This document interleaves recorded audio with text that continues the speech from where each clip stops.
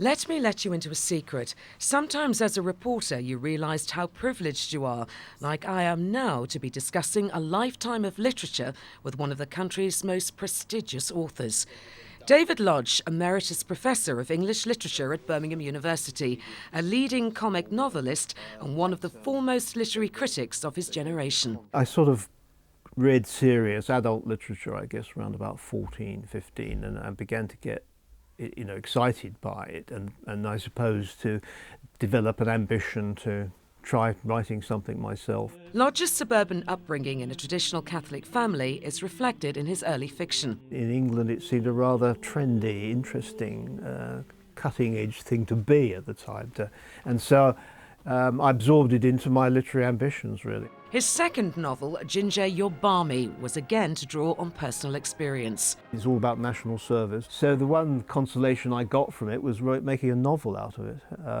And I think it has got a kind of small classic status as a description of the boredom and the frustration and the absurdities of national service. By 1975, Lodge was embarking on his celebrated campus novels, set in the fictional city of Rummidge, around the fictional University of Rummidge. That's Birmingham to those in the know. You are alluding to a certain sort of geographical area, but you are saying this is fictional story. These people are invented, and that gets you off the hook from various ways.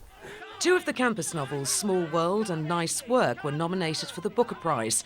Nice Work was also made into an acclaimed BBC television series. When Nice Work was made, I was able to write the script, and since it was made on location in Birmingham, I mean, I was very much involved in it, in the filming, and would make suggestions about costumes of the characters and so on. So I felt it was very much more my baby, as well as that of the other people involved. David Lodge is also a successful playwright and screenwriter, adapting Dickens's Martin Chuzzlewit for the BBC, an adaptation which picked up a handful of BAFTAs.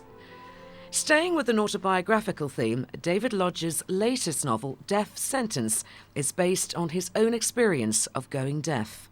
"Sorry," I said, "I haven't got my hearing aid in, it's upstairs." She turned to face me and said more loudly what sounded like long stick. I said, "What do you want a long stick for?" It does diminish many pleasures of life, particularly social ones.